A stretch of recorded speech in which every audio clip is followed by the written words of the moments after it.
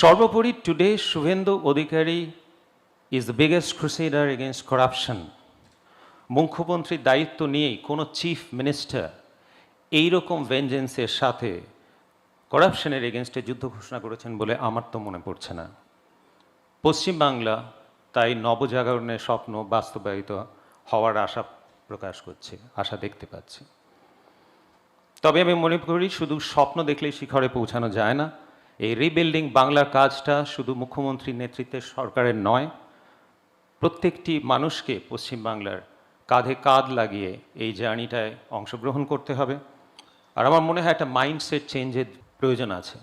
Mindset চেঞ্জটা হবে we can't থেকে ক্যান উই থেকে we can, and from we can we will.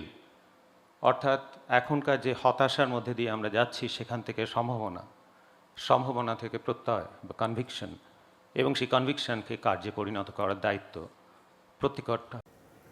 নমস্কার, নতুন বাংলা থেকে বলছি সন্ময় বন্দ্যোপাধ্যায়। যার কথা এতক্ষণ শুনছিলেন, শুরুতেই শোনালাম, সেই মানুষটির নাম একজন বাঙালি, বরুণ দাস, TV9 নেটওয়ার্কের MD এবং CEO, যার জীবনে কেরিয়ার শুরু হয়েছিল ABP গ্রুপ, পরবর্তীকালে জি বাংলা এবং অন্যান্য একাধিক প্রতিষ্ঠানে কাজ করে গত 2019 সাল থেকে TV9 নেটওয়ার্কের হাত ধরেছেন এবং প্র্যাকটিক্যালি TV9 নেটওয়ার্কে উচ্চতার শিখরে পৌঁছে দিয়েছেন এই বাঙালি মধ্যবয়সের তরুণ মানুষটি।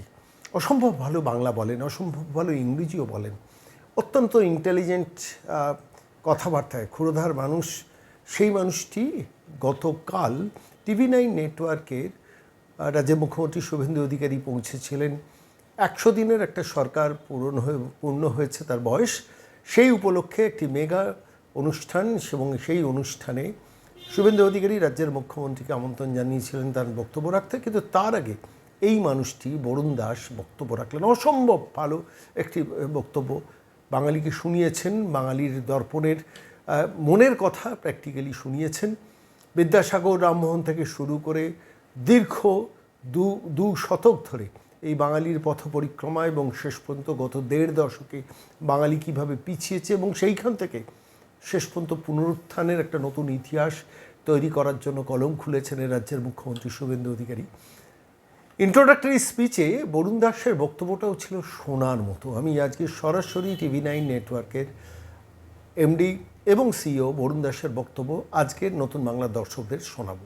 মাননীয় মুখ্যমন্ত্রী শ্রী শুভেন্দু অধিকারী, এখানে উপস্থিত সমস্ত বিশিষ্ট অতিথিরা, আপনাদের সবাইকে TV9 বাংলার পক্ষ থেকে স্বাগত জানাই।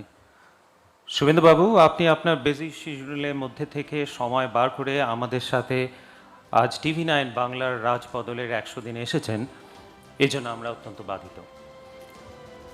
আমরা কিন্তু, আমার পার্সোনাল ওপিনিয়ন হলো, কোনো সরকারের 100 দিনের রিপোর্ট কার্ড নিয়ে আলোচনা করতে আসেনি। যদিও শুভজিৎ বলল 100 দিনটা একটা ওয়ান অফ দ্য মাইলস্টোনস, কিন্তু সরকারের ক্ষেত্রে এটা অতটা কিন্তু সিগনিফিক্যান্ট মাইলস্টোন নয়। তবে এটার একটা রেলিভেন্স আছে, I will come to that. কিন্তু সর্বোপরি আমার মনে হয় আমরা যেই সময়টার মধ্যে দিয়ে যাচ্ছি সেটা একটা হিস্টোরিক্যাল মোমেন্ট। পশ্চিম বাংলার নতুন ইতিহাসের একটা অধ্যায় শুরু হয়েছে। ইতিহাস লেখা হয়নি, কিন্তু কলম কাগজ ছুঁয়েছে। এর আগেও বাংলা এরকম একটা সংকটময় মুহূর্তের মধ্যে দিয়ে গিয়েছিল। সেটা অবশ্য ছিল অবিভক্ত বাংলা, 19 শতক, দেশ পরাধীন, সমাজে বাল্যবিবাহ, সতীদাহ, একদিকে কুসংস্কার, অন্যদিকে new education, modern education and science নতুন জানলা খুলে দিচ্ছে। এরকমই একটা টানাপোড়েনের মধ্যে দিয়ে শুরু হয়েছিল বাংলার নবজাগরণ। রামমোহন আমাদেরকে কুসংস্কারকে প্রশ্ন এবং প্রত্যাখ্যান করতে শেখালেন, সতীদাহের বিরুদ্ধে লড়লেন। বিদ্যাসাগর শেখালেন সবচেয়ে বড় শিক্ষা, যে সমাজের নিয়মের আগে কিন্তু মানুষ। নারী শিক্ষা আর বিধবা বিবাহের জন্য সমাজের জন্য লড়লেন, সমাজের সঙ্গে লড়লেন। এরপর বঙ্কিমচন্দ্র, রবীন্দ্রনাথ, স্বামী বিবেকানন্দ, জগদীশচন্দ্র বসু, প্রফুল্লচন্দ্র রায়, সাহিত্য থেকে বিজ্ঞান, থট লিডারশিপ থেকে এন্টারপ্রেনার, সমস্ত দিকে বাংলা শুধু নিজে বদলায়নি, গোটা ভারতকে পথ দেখিয়েছিল। কিন্তু আজকে পশ্চিমবাংলার চ্যালেঞ্জটা পসিবলি আরও বড়, কারণ পৃথিবীটা অনেকটা এগিয়ে গেছে আর বাংলা বোধহয় দিনের পর দিন পিছিয়ে পড়েছে। যেমন ধরুন 1960-61-এ contribution to Indian GDP from Bengal used to be 10.5%. 2023-24-এ সেটা নেমে এসে দাঁড়িয়েছে 5.5%-এর মতো। যদি পার ক্যাপিটা ইনকামও ধরেন, ন্যাশনাল অ্যাভারেজের থেকে বেঙ্গলের অ্যাভারেজ প্রায় 30% বেশি ছিল 1960-61-এ। 23-24-এ সেটা এসে ন্যাশনাল অ্যাভারেজের থেকে 15% নিচে এসে গেছে। আমাদের প্রায় 7% পপুলেশন, কিন্তু 23-24-এ FDI contribution to Bengal was only 0.4%. আর হায়ার এডুকেশনে এনরোলমেন্টের কথা যদি ধরি, ন্যাশনাল অ্যাভারেজ অ্যাবাউট 27%, আর বেঙ্গলের অ্যাভারেজ 21%। এরকম অসংখ্য স্ট্যাটিস্টিক্স আছে। কিন্তু সবচেয়ে বড় কথা হলো, গত 1.5 দশকে বোধহয় পশ্চিমবাংলা তার সবচেয়ে খারাপ সময়ের মধ্যে দিয়ে গেছে। Investment in industry, health sector, education, administration এবং সর্বোপরি প্রশাসনের উপর মানুষের ভরসা, প্রতিটি জায়গায় সমস্যা জমতে জমতে পাহাড় প্রমাণ হয়েছে। অথচ পশ্চিমবাংলায় ট্যালেন্টের অভাব ছিল না, কালচারের অভাব ছিল না, আমাদের জিওগ্রাফিক অ্যাডভান্টেজ কিন্তু বদলায়নি, কিন্তু বদলেছিল গভর্নেন্স। দুর্নীতি আর অরাজকতা বোধহয় পশ্চিমবাংলাকে অধঃপতনে শেষ ধাপে নিয়ে গেছে। আর আমার মনে হয় এটা কোনো ব্যক্তি বিশেষের মতামত নয়। 2026-এর জনাদেশ 288টি সিটের জয় বোধহয় এই জনাদেশকেই পরিষ্কার করে দেখায়। ইন আ কর্পোরেট ওয়ার্ল্ড এই ধরনের সিচুয়েশনটাকে বলা হয় টার্ন অ্যারাউন্ড সিচুয়েশন। মানে একটা কোম্পানি ধরুন বছরের পর বছর লস করছে, প্রফিটেবিলিটি কোনো সম্ভাবনা নেই, রেভিনিউ নেমে যাচ্ছে, ভালো লোকেরা ছেড়ে চলে যাচ্ছে, ফাইন্যান্সেস আর ইন আ মেস। কোম্পানি হয় টার্ন অ্যারাউন্ড করতে হবে অথবা বন্ধ হয়ে যাবে। এইরকম সময় কোম্পানি একজন টার্ন অ্যারাউন্ড সিইওকে খোঁজে, সে প্রসেস সিস্টেম সমস্ত বদলায়, সমস্ত নিম্নমুখী গ্রাফগুলোকে ঊর্ধ্বমুখী করার চেষ্টা করে, কোম্পানি টার্ন অ্যারাউন্ড করে। পশ্চিমবাংলার অবস্থাটা অনেকটা সেরকম। তবে একটা কর্পোরেট ওয়ার্ল্ড বন্ধ হলে, শাটডাউন হলে কোম্পানিটা বন্ধ হয়ে যায়, হ্যাঁ কিছু লোক তার চাকরি হারায়, কিন্তু দেশকে তো বন্ধ করা যায় না।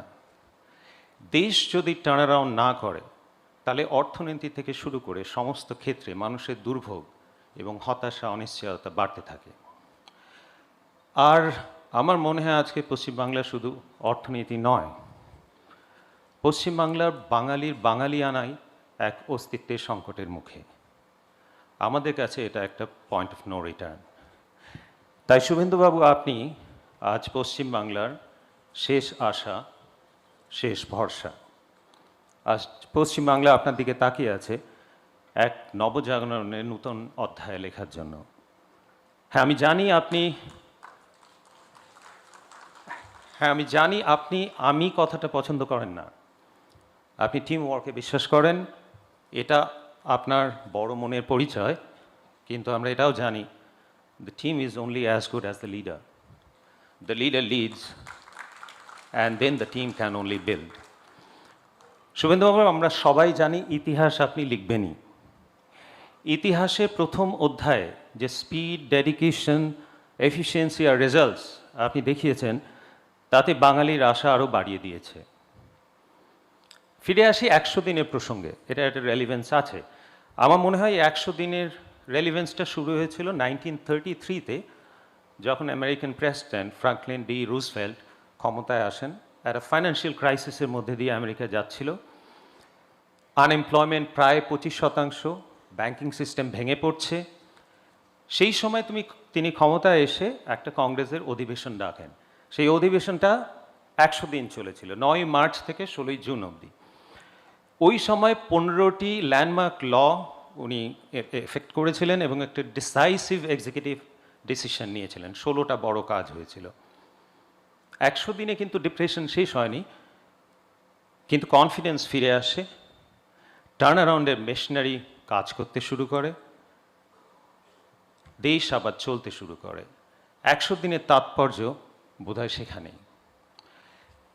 কিন্তু সেদিন আমেরিকার সামনে ছিল ইকোনমিক কোলাপস, আর পশ্চিমবাংলার সামনে আজকে একটা অ্যাকিউমুলেটেড স্ট্রাকচারাল ডিক্লাইন। ক্রাইসিসের ধরনটা আলাদা, কিন্তু টার্ন অ্যারাউন্ডের আর্জেন্সি বোধহয় সবচেয়ে বেশি।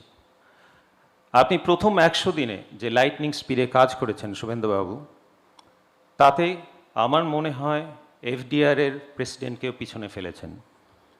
কিন্তু আমার কাছে সবচেয়ে বড় কথা হলো, আপনি মানুষকে যে প্রতিশ্রুতি দিয়েছিলেন তার সবকটি রাখবার জন্যই বদ্ধপরিকর। তার ক্লিয়ার ইন্ডিকেশন আপনি 100 দিনে দিয়েছেন।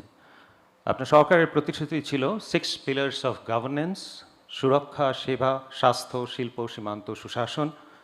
প্রথম 100 দিনে কিন্তু সমস্ত ক্ষেত্রে আইন শৃঙ্খলা, নারী সুরক্ষা, industrial investment, revival, fencing and সীমান্তে ফেন্সিং, ন্যাশনাল সিকিউরিটি, বিএসএফকে জমি দেওয়া, কিংবা নতুন ক্রিমিনাল ল ইমপ্লিমেন্টেশন, প্রত্যেক কটা ক্ষেত্রেই প্রোগ্রেসের যে গতি আমরা দেখেছি তা সত্যি আনপ্রেসিডেন্টেড।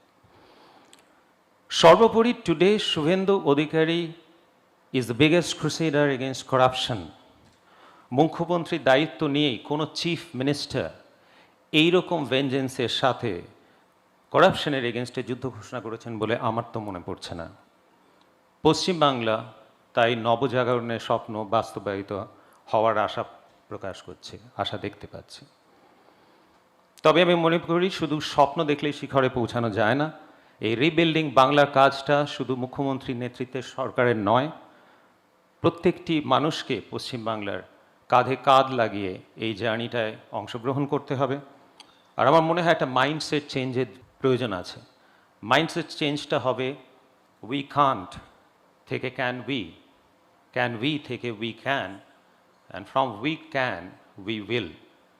অর্থাৎ এখনকার যে হতাশার মধ্যে দিয়ে আমরা যাচ্ছি সেখান থেকে সম্ভাবনা থেকে প্রত্যয় বা কনভিকশন, এবং সেই কনভিকশনকে কার্যে পরিণত করার দায়িত্ব প্রত্যেকটা বাঙালির। আমি আগেও বলেছি, আমার মনে হয় আমরা বাঙালিরা একটা সময় অ্যাসপিরেশন আর গ্রিড এটার মধ্যে গুলিয়ে ফেলেছিলাম। আমরা অ্যাসপিরেশনকে গ্রিড ভেবে উচ্চাশা করতে ভুলে গিয়েছিলাম। কিন্তু grid is bad, but aspiration is what drives people, যেটা স্বপ্ন দেখতে সাহায্য করে। আর দুটো পার্থক্যটা আমার মতে হলো, যখন অ্যাসপিরেশনটা is not backed by hard work and competence, মানে উচ্চাশা যদি যোগ্যতা আর কঠোর পরিশ্রম দিয়ে ব্যাক না হয়, ওটাকে লোভ বলে। আজকে বাঙালিদের উচ্চাশাটা জাগাতে হবে। শিক্ষা শুধু ডিগ্রি হলে হবে না, এমপ্লয়েবিলিটিতে কনভার্ট হতে হবে। আর why only job seeker? Why can Bengali start becoming job providers? সংস্কৃতি শুধু সেলিব্রেশন থাকলে হবে না, ক্রিয়েটিভ ইকোনমি এবং সফট পাওয়ারে কনভার্ট করতে হবে। এক কথায় বলতে গেলে বাঙালির গর্ব সমৃদ্ধিতে কনভার্ট হতে হবে। 100 দিনে ইতিহাস লেখা যায় না, কিন্তু মাননীয় মুখ্যমন্ত্রী, আপনার হাতের লেখাটা কিন্তু আমরা সবাই পরিষ্কার পড়তে পাচ্ছি। আসুন এবার মাননীয় মুখ্যমন্ত্রী থেকে শুনে নিই ইতিহাস রচনার এই যাত্রায় আগামী পথটা উনি কেমনভাবে দেখছেন। মাননীয় মুখ্যমন্ত্রী, আপনাকে আরও একবার স্বাগত। জয় হিন্দ, বন্দে মাতরম।